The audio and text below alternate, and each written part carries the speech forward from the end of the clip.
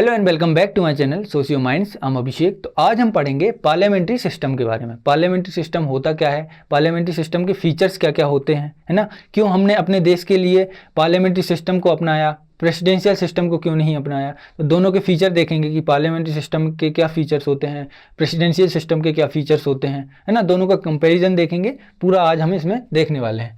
तो चलिए स्टार्ट करते हैं। सबसे पहले देखें तो parliamentary system, the constitution of India provides for a parliamentary form of government. हमारी गवर्नमेंट जो होगी वो पार्लियामेंट्री सिस्टम पे चलेगी, है ना। दैट इज, इसका मतलब क्या होगा, the executive is responsible to the legislature. Legislature में जो भी काम होगा, लेजिस्लेचर जो भी एग्जीक्यूटिव काम करेंगे, जो भी पॉलिसीज लेके आएंगे, एक्ट्स बनाएंगे, वो पूरा रिस्पॉन्सिबल होंगे लेजिस्लेचर के लिए। यहाँ पे जाके अगर कोई क्वेश्चन पूछेगा तो उनको जवाब देना पड़ेगा, है ना। तो जवाबदेही सरकार बनाने के लिए हमने पार्लियामेंट्री सिस्टम अपनाया, जिसमें दो लेवल का फेडरल स्ट्रक्चर है। देखो हमारा कॉन्स्टिट्यूशन है, फेडरल स्ट्रक्चर पे काम करता है। फेडरल स्ट्रक्चर मतलब यहाँ पे सेंटर भी होगा और स्टेट भी होगा, है ना। दोनों एग्जिस्ट करेंगे और दोनों में सेपरेशन ऑफ पावर भी रहेगा और दोनों के बीच में इंटरकनेक्शन भी रहेगा। तो यहाँ पे क्या है, सेंटर के पास लेजिस्लेचर की पावर कहाँ पे है, 74 और 75। 74 क्या बोलता है आर्टिकल 74 बोलता है कि यहाँ पे एक लेजिस्लेचर में पीएम होंगे और उनके साथ काउंसिल ऑफ मिनिस्टर्स होंगे, है ना। तो पूरी टोली चलेगी पीएम और सीओएम की।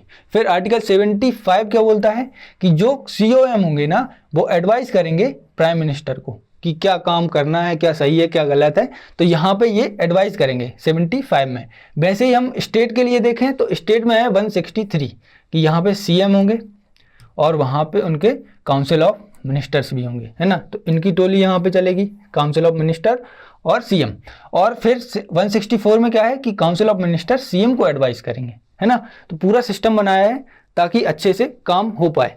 It is also known as the cabinet government, responsible government और वेस्टमिंस्टर मॉडल ऑफ गवर्नमेंट। अब ये क्या है, कैबिनेट गवर्नमेंट मतलब एक कैबिनेट होगा, है ना। कुछ लोग होंगे यहाँ पे, एक ग्रुप होगा और वो पूरा डिसाइड करेगा कि क्या पॉलिसीज बनानी है, क्या एक्ट बनाएंगे, है ना। तो कैबिनेट फॉर्म ऑफ गवर्नमेंट है, इसको बोलते हैं। और रिस्पॉन्सिबल गवर्नमेंट क्यों बोलते हैं कि जो एग्जीक्यूटिव्स होते हैं, जो काउंसिल ऑफ मिनिस्टर्स होते हैं, वो रिस्पॉन्सिबल होते हैं कहाँ, लोकसभा के लिए। तो लोकसभा में अगर ऑपोजिशन पार्टी किसी भी पॉलिसीज को लेके क्वेश्चन पूछेगी तो यहाँ पे इनको जवाब देना होगा, इसीलिए ये रिस्पॉन्सिबिलिटी से काम करेंगे। फिर वेस्टमिंस्टर मॉडल ऑफ गवर्नमेंट क्यों बोलते हैं, देखो जो हमने पार्लियामेंट्री सिस्टम हमने अपनाया है वो कहाँ से लिया है, ब्रिटेन से।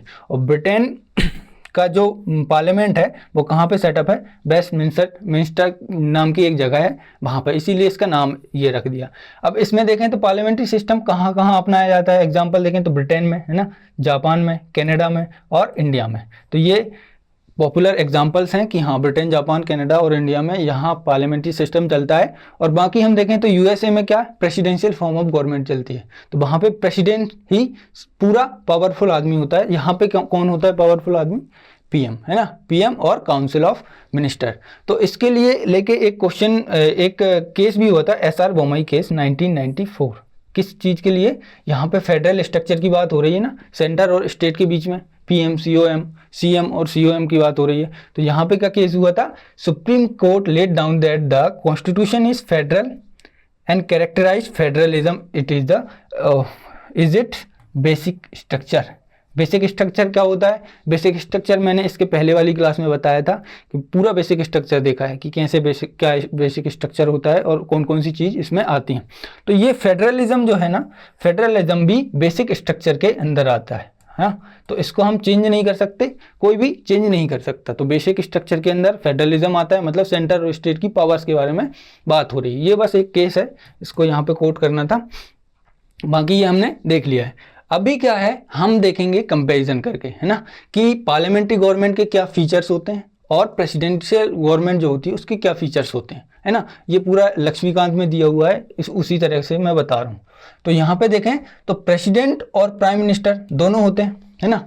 यहाँ पे प्रेसिडेंट भी होते हैं, प्राइम मिनिस्टर भी होते हैं, लेकिन किसके पास रियल पावर होती है वो देखना है। तो प्रेसिडेंट यहाँ पे क्या होते हैं, नॉमिनल एग्जीक्यूटिव, मतलब हेड ऑफ स्टेट होते हैं, एक नॉमिनल हेड होते हैं, है ना। इनका ज़्यादा कुछ वैसा काम नहीं होता, ज़्यादा मेजर डिसीजन लेना इनका काम नहीं होता, है ना। नॉमिनल एग्जीक्यूटिव होते हैं, स्टेट के हेड होते हैं बस। और प्राइम मिनिस्टर यहाँ पे रियल एग्जीक्यूटिव होते हैं, मतलब head of the government. Government कौन, जिसको हम पॉपुलरली चूज करके यहाँ पे भेजते हैं लेजिस्लेचर में। तो यहाँ पे रियल पावर किसके पास होगी, प्राइम मिनिस्टर के पास, जिसमें आर्टिकल 74 क्या बोलता है, president act on the advice of council of minister. मतलब प्रेसिडेंट देखो नॉमिनल एग्जीक्यूटिव हेड है, जो भी काम करेंगे वो किसकी एडवाइस पे करेंगे, काउंसिल ऑफ मिनिस्टर की। वो भी अगर काउंसिल ऑफ मिनिस्टर ने कोई एडवाइस दिया है वो बाइंडिंग होगी उनके ऊपर, उनको उस एडवाइस को फॉलो करना पड़ेगा। लेकिन अगर देखा जाए यहाँ पे यूएसए में देखें तो प्रेसिडेंशियल फॉर्म ऑफ गवर्नमेंट है, मतलब both head of the state और head of the government. President ही हेड ऑफ स्टेट होता है और प्रेसिडेंट ही हेड ऑफ गवर्नमेंट होता है, मतलब सारी पावर प्रेसिडेंट के पास है। अभी देखें दूसरा क्या है, मेजोरिटी पार्टी रूल, कि कौन सी पार्टी का रूल क्या होगा, मतलब मेजोरिटी कहाँ पे क्या इस्टेब्लिश होगी। तो यहाँ पे हमारे पार्लियामेंट्री सिस्टम में क्या होता है, मेजोरिटी पार्टी जिसके पास मेजोरिटी वोट होती है, मेजोरिटी सीट्स होती हैं। जैसे हमारी लोकसभा में कितनी सीट्स हैं, 543, तो इसकी हाफ 273 सीट्स, 273 सीट जिस भी पार्टी के पास होगी उसकी गवर्नमेंट बन जाएगी। तो majority party form the government, जिसके पास मेजोरिटी होगी वो गवर्नमेंट बनाएंगे। और जिसने गवर्नमेंट बनाई है उसी गवर्नमेंट का क्या होगा, leader of party prime minister बना देंगे, है ना। जो भी पार्टी का लीडर होगा उनमें से एक को प्राइम मिनिस्टर बना दिया जाएगा।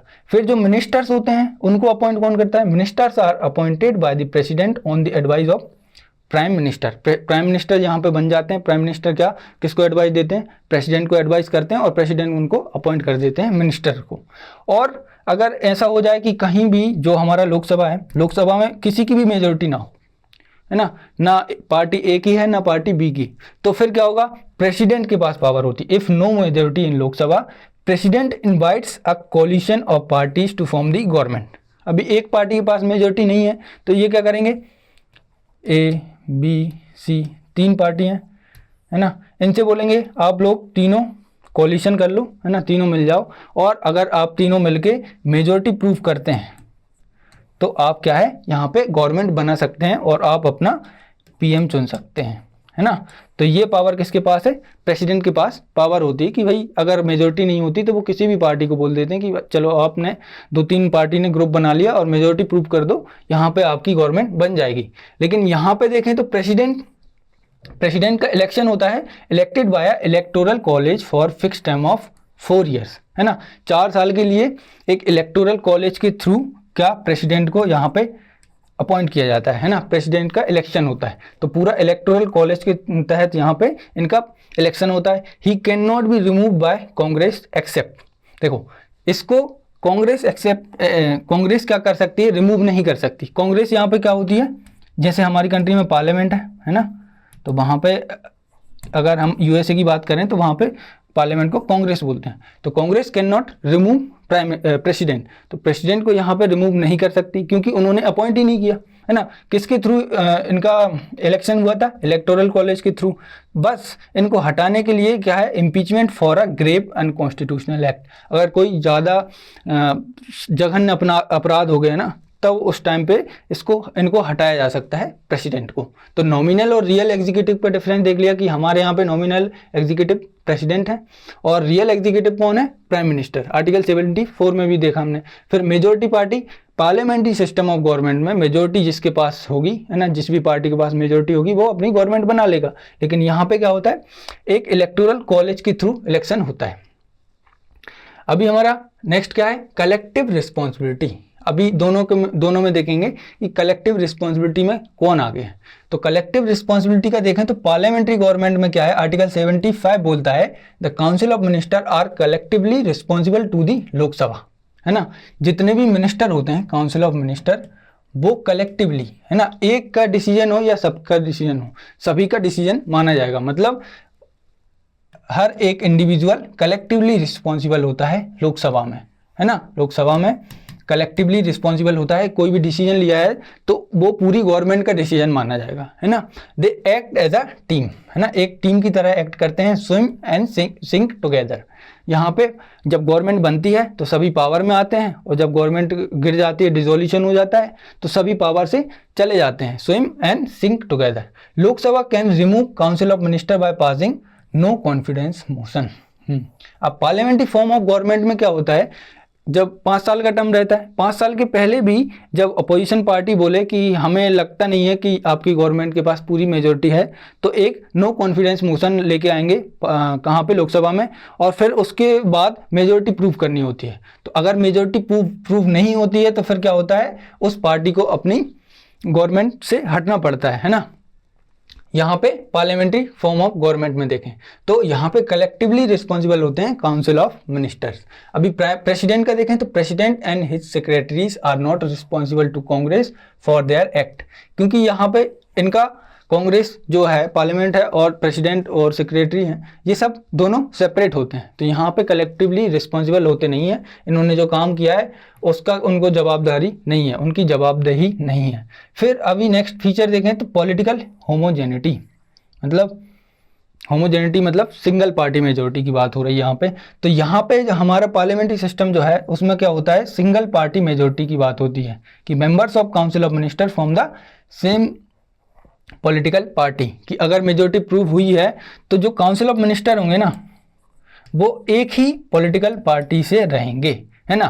और अगर एक एक्सेप्शन और है इसमें, क्या है, कोलिशन गवर्नमेंट। अगर इन्होंने, जब हमने मेजोरिटी की बात हो रही थी ना, तो मेजोरिटी प्रूव नहीं हुई, 2-3 लोगों ने मिलकर साथ में एक गवर्नमेंट बना ली, तो उन 2-3 लोगों के बीच में जब कोलिशन गवर्नमेंट होती है तो COM bound by the consensus, मतलब एक एग्रीमेंट से बाउंड होते हैं। देखो सिंगल पार्टी मेजोरिटी को यहाँ पे लाने का क्या काम है कि members of council of minister from the same political party, मतलब यहाँ पे सेम आइडियोलॉजी सेम रहेगी, है ना, आइडियोलॉजी सेम रहेगी तो काम सही से कर पाएंगे। और कॉलिशन गवर्नमेंट है, पता चला 2-3 तरीके की पॉलिटिकल पार्टी मिलके आ गई और उन्होंने कुछ, दोनों के मतभेद हो रहे हैं एक दूसरे के बीच में कि भाई हम ये काम करवाना चाहते हैं, वो बोलते हैं हम ये काम करवाना चाहते हैं। नहीं, यहाँ पे एक कंसेंसस होगा, पूरा एग्रीमेंट होगा, उसके बाद काउंसिल ऑफ मिनिस्टर को काम करना होगा, मतलब सेम आइडियोलॉजी यहाँ पे भी रखनी होगी, है ना, तब जाके ये गवर्नमेंट चल पाएगी। तो सिंगल पार्टी मेजोरिटी की देख लिया हमने। अब यहाँ पे देखें तो the cabinet is non elected advisory body. जो कैबिनेट बनाया जाता है ये एक एडवाइजरी बॉडी होती है कि कौन बनाता है, प्रेसिडेंट। तो यहाँ पे मिनिस्टर्स कौन चूज करता है, selected and elected by president. तो प्रेसिडेंट ही इलेक्ट करते हैं और उनको लेके आते हैं, और he is responsible only to president. मतलब कौन, जितने भी मिनिस्टर्स होते हैं ना वो रिस्पॉन्सिबल होते हैं किसके लिए, प्रेसिडेंट के लिए। यहाँ पे कांग्रेस के लिए कोई भी रिस्पॉन्सिबल नहीं होगा। और इनको रिमूव भी कौन कर पाता है, तो remove by president himself. President ही इलेक्ट करते हैं, अपॉइंट करते हैं, वही इनको हटा सकते हैं। तो यहाँ पे अलग ही चल रहा है ना। लेकिन यहाँ पे पार्लियामेंट्री सिस्टम में देखो तो सिंगल पार्टी मेजोरिटी की बात होती है। अभी डुअल मेंबरशिप का देखें तो इंडिया में क्या है, जो मिनिस्टर्स होते हैं ना वो मिनिस्टर कहाँ पे होते हैं, लेजिस्लेचर के लिए भी रिस्पॉन्सिबल होते हैं और एग्जीक्यूटिव भी होते हैं। मतलब ये लेजिस्लेचर में भी होते हैं और एग्जीक्यूटिव के अंदर भी आते हैं। तो इससे क्या होता है, दोनों के बीच में मतभेद नहीं होते, है ना, मनभेद नहीं होते। कैसे कि लेजिस्लेचर में भी उन्होंने ही पॉलिसी बनानी है और फिर बाद में उनको ही एग्जीक्यूट करना है, तो यहाँ पे आसान हो जाता है। A minister who is not a member of the parliament for 6 consecutive months cease to be a minister। हाँ, अगर कोई मिनिस्टर किसी को बनाया गया है तो 6 महीने के अंदर उसको क्या है, अपना एक चुनाव लड़के और अपने आप को प्रूफ करना होगा। यहाँ पे मेजोरिटी प्रूफ करनी होगी। अगर 6 महीने के अंदर नहीं कर पाते हैं तो इनको मिनिस्टर से भी हटा दिया जाएगा। ये बात हो गई किसकी, पार्लियामेंट्री गवर्नमेंट की। अब यहाँ पे देखें तो डुअल मेंबरशिप की बात करें तो president secretaries are not members of Congress not they attend its any session. अब यहाँ पे ना कांग्रेस के मेंबर नहीं होते, ये प्रेसिडेंट और सेक्रेटरी अलग ही होते हैं, तो कांग्रेस से इसका कोई लेना देना नहीं है, इसके ना सेशन में जाना होता है। और जो लेजिस्लेचर और एग्जीक्यूटिव है ना, ये दोनों कंप्लीटली सेपरेटेड है। यहाँ पे क्या है, लेजिस्लेचर और एग्जीक्यूटिव दोनों के बीच में साँठ-गाँठ रहती है और दोनों सही से चलते हैं। यहाँ पे दोनों में सेपरेशन है ना। तो अब देखें लास्ट वाला है जो क्या है, डिसोल्यूशन ऑफ लोअर हाउस। अब लोअर हाउस क्या होता है, लोकसभा। तो लोअर हाउस का डिसोल्यूशन कैसे होता है? President can dissolve Lok Sabha before the expiry of term on the recommendation of PM. अगर प्राइम मिनिस्टर बोल देते हैं प्रेसिडेंट को कि ये जो लोकसभा है उसको भंग कर दो, मतलब लोकसभा के जो हम अपना पद छोड़ रहे हैं और लोकसभा को भंग कर दो, तो कौन करेगा? प्रेसिडेंट कर देंगे on the advice of prime minister. कब? 5 साल के पहले भी कर सकते हैं, और 5 साल में तो होना ही है ना, तो पहले भी इसका डिसोल्यूशन हो सकता है। लेकिन यहाँ पे देखें तो the president can not dissolve the house of representatives, क्योंकि हाउस ऑफ रिप्रेजेंटेटिव कांग्रेस और प्रेसिडेंट, यहाँ पे दोनों का कोई लेना देना नहीं है, तो यहाँ पे डिसॉल्व नहीं कर सकते रिप्रेजेंटेटिव्स को, हाउस ऑफ रिप्रेजेंटेटिव्स को, कांग्रेस को, है ना। तो ये हमने फीचर्स देख लिए, कौन कौन से थे? पहला नॉमिनल और एग्जीक्यूटिव के बारे में देखा, फिर मेजोरिटी पार्टी रूल का देखा, कलेक्टिव रिस्पॉन्सिबिलिटी देखी, पॉलिटिकल होमोजेनिटी देखी, है ना, फिर डुअल मेंबरशिप, फिर डिसोल्यूशन ऑफ लोकसभा। अभी क्या है, पार्लियामेंट्री गवर्नमेंट हमने अपने कंट्री में अपना ली है ना। अब इसके क्या मेरिट्स हैं और क्या डीमेरिट्स हैं, क्या इससे फायदे हैं क्या नुकसान है, ये देख लेते हैं। तो मेरिट में देखें तो parliamentary form of government establish harmony between legislature and executive, क्योंकि यहाँ पे वही मेंबर्स एग्जीक्यूटिव्स में होते हैं, वही मेंबर्स कहाँ पे होते हैं? लेजिस्लेचर में, तो दोनों के बीच में हार्मनी बन के रहती है ना। अब यहाँ पे रिस्पॉन्सिबल गवर्नमेंट है। क्यों रिस्पॉन्सिबल गवर्नमेंट है? कि they are answerable to the Lok Sabha, है ना। लोकसभा में जाके क्वेश्चन पूछेगा तो यहाँ पे इनको आंसर देना होगा, तो इसीलिए ये रिस्पॉन्सिबल गवर्नमेंट होगी। फिर इट प्रिवेंट्स डेस्पोटिज्म, मतलब भाई भतीजावाद, है ना, सीधा बोले अपनी फैमिली को ही आगे बढ़ाने की कोशिश यहाँ पे नहीं होती पार्लियामेंट्री फॉर्म ऑफ गवर्नमेंट में, क्योंकि यहाँ पे जो मेंबर्स होते हैं वो इलेक्शन के थ्रू आते हैं, है ना। और इलेक्शन के थ्रू कोई भाई भतीजा नहीं आता, जो जिसकी मेरिट रहती है, जो उस लायक रहता है, वो यहाँ पे आता है। रेडी ऑल्टरनेटिव गवर्नमेंट, अब इसको बोलें तो ये क्या है? देखो, जब हमारी गवर्नमेंट सेशन में होती है, जब लोकसभा, है ना, लोकसभा में एक दो पार्टी होती है, मतलब एक कौन होती है? जो रूलिंग गवर्नमेंट होती है ना, और एक होती है ओपोजिशन। ओपोजिशन भी बैठती है क्वेश्चनिंग के लिए, और रूलिंग गवर्नमेंट पूरा काम देखती है, ये पावर में होती है। अभी ये है कि अब यहाँ पे क्या है, एक मोशन इंट्रोड्यूस किया किसने? अपोजिशन पार्टी ने, और वो क्या मोशन होगा? No confidence motion. अब नो कॉन्फिडेंस मोशन में अगर रूलिंग गवर्नमेंट अपनी मेजोरिटी प्रूव नहीं कर पाई 273, तो फिर क्या होगा? जो अपोजिशन पार्टी है ना, वो बैठी रहेगी अपनी मेजोरिटी लेके। तो यहाँ पे अपोजिशन पार्टी क्या है, अगर ये गवर्नमेंट हट जाती है, अपनी मेजोरिटी प्रूव नहीं कर पाती है, तो अपोजिशन पार्टी डायरेक्ट गवर्नमेंट में आ जाएगी, यहाँ से अपनी क्या है, मेजोरिटी प्रूव करके, है ना। तो यहाँ पे रेडी ऑल्टरनेटिव गवर्नमेंट रहती है, तो ज़्यादा वैसी दिक्कत रहती नहीं है। अब यहाँ पे है वाइड रिप्रेजेंटेशन, है ना। वाइड रिप्रेजेंटेशन मतलब देखें तो पूरे देश से, हर एक तबके से, हर एक जगह से, हर एक कॉन्स्टिट्यूएंसी से यहाँ पे लोग आते हैं, कहाँ पे? लोकसभा राज्यसभा में। तो ये क्या है, पूरा रिप्रेजेंटेशन मिलता है इसको, है ना, पूरी कंट्री को। तो यहाँ पे वाइडर रिप्रेजेंटेशन मिलता है। अभी इसके डीमेरिट्स देखें कि कुछ नुकसान भी हैं, जैसे अनस्टेबल गवर्नमेंट, है ना, 5 साल के लिए बनाई जाती है।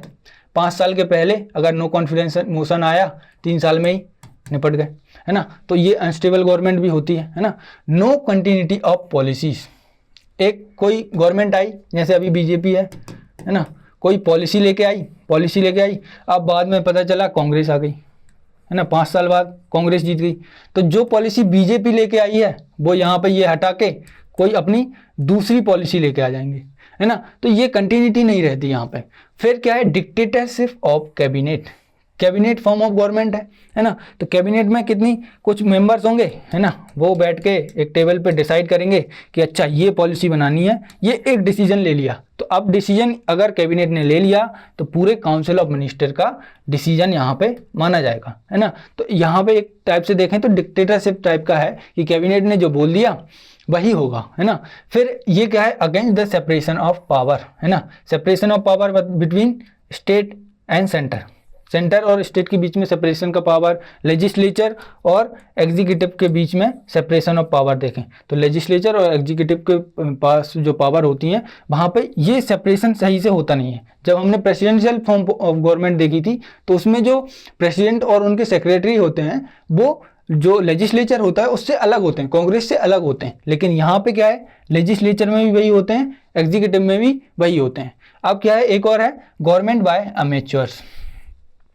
देखा होगा कई सारे पॉलिटिशियन हैं, कई सारे मतलब बहुत ज़्यादा, है ना, बहुत सारे, मतलब ये समझ लो कि 80 to 90% जो MLAs MPs होते हैं गवर्नमेंट में, MLA और MP, वो अनपढ़ ही होते हैं, है ना।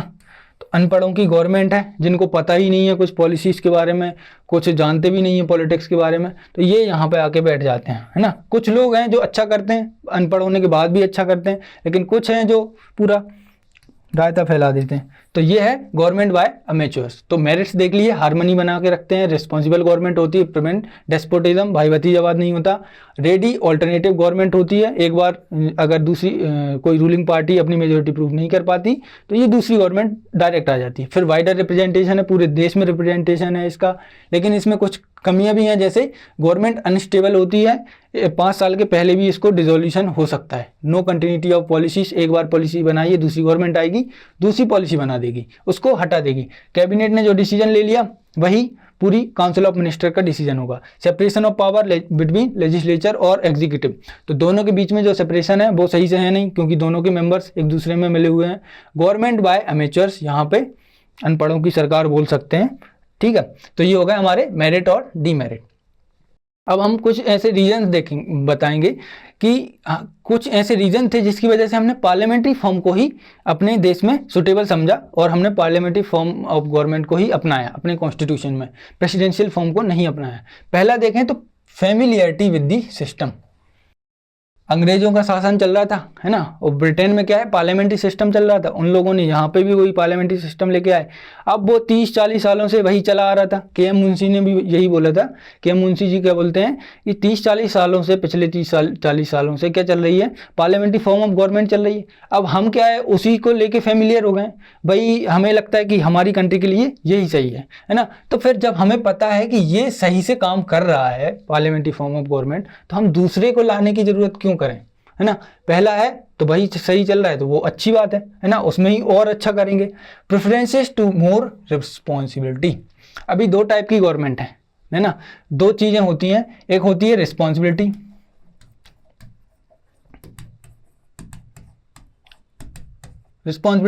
और एक होती है क्या, स्टेबिलिटी। दोनों चीजें साथ में तो हो नहीं सकती, क्योंकि प्रेसिडेंशियल फॉर्म ऑफ गवर्नमेंट में हमने देखा कि वो गवर्नमेंट स्टेबल तो होती है लेकिन रिस्पॉन्सिबल नहीं होती, है ना। और पार्लियामेंट्री फॉर्म में हमने देखा कि रिस्पॉन्सिबल तो होती है लेकिन स्टेबिलिटी का कोई भरोसा नहीं है ना।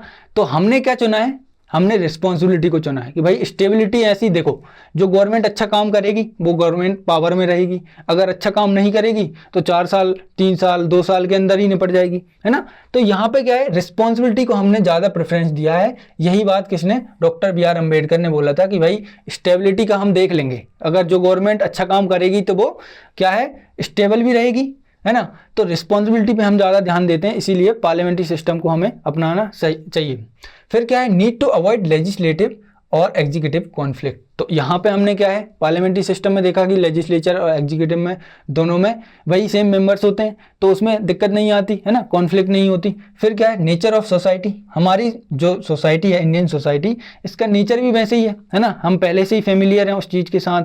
और हमारी कंट्री में इतनी सारी डाइवर्सिटी है, डाइवर्सिटी को साथ में लेके आना है, तो हमें क्या है, हमारी सोसाइटी के लिए, हमारी कंट्री के लिए पार्लियामेंट्री फॉर्म ऑफ गवर्नमेंट लेके आना होगा, है ना। और जिससे क्या है, पूरा वाइडर रिप्रेजेंटेशन मिलेगा, सारी पॉपुलेशन को, सारी जो अलग अलग डिफरेंट टाइप की कम्युनिटी है, डिफरेंट टाइप ऑफ सोसाइटी है, उसको हमें रिप्रेजेंटेशन यहाँ पे मिल सकता है। तो इससे क्या होगा, this promotes national spirit among all the people and build a United India, है ना। तो ये रीज़न थे जिसकी वजह से हमने पार्लियामेंट्री फॉर्म ऑफ गवर्नमेंट को अपनाया। अभी पार्लियामेंट्री सिस्टम और प्रेसिडेंशियल सिस्टम में देखो, जब 1950 में कॉन्स्टिट्यूशन लागू हुआ, उसके बाद से कुछ सालों तक लोगों के मन में यही रहा कि यार पार्लियामेंट्री सिस्टम सही है या प्रेसिडेंशियल सिस्टम सही है। तो इस पे क्या हुआ, एक कमेटी बनाई गई, parliamentary system versus presidential system में एक कमेटी बनाई गई। कौन सी कमेटी थी, स्वर्ण सिंह कमेटी 1975, है ना। 1975 में एक कमेटी बनाई, उन्होंने बोला कि चलो थोड़ा एग्जामिन करो ना, देखो कि पार्लियामेंट्री फॉर्म ऑफ गवर्नमेंट जो अभी तक चली आ रही है ये सही से काम कर रही है या प्रेसिडेंशियल फॉर्म ऑफ गवर्नमेंट को हमें लेके आना होगा।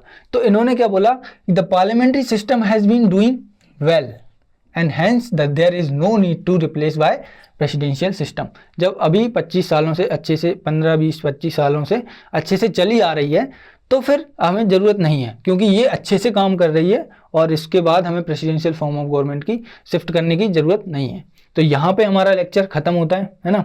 लेक्चर में हमने क्या क्या देखा, कुछ हमने फीचर्स देखे पार्लियामेंट्री फॉर्म ऑफ गवर्नमेंट में, है ना, आर्टिकल 74, 75, 163, 164 स्टेट और सेंटर में। फिर मेरिट डीमेरिट देखे। फिर क्या देखा हमने, रीजंस देखे कि हमने क्यों पार्लियामेंट्री फॉर्म ऑफ गवर्नमेंट को अडॉप्ट किया।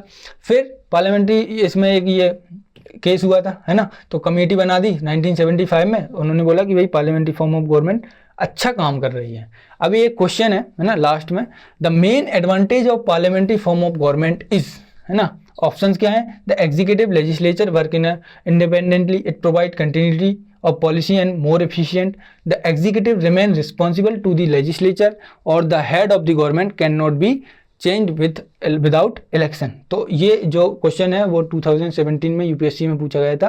तो इसका आंसर आप कमेंट में कमेंट करके बता देना। तो आज की वीडियो में बस इतना ही, मिलते हैं नेक्स्ट वीडियो में। थैंक यू, जय हिंद।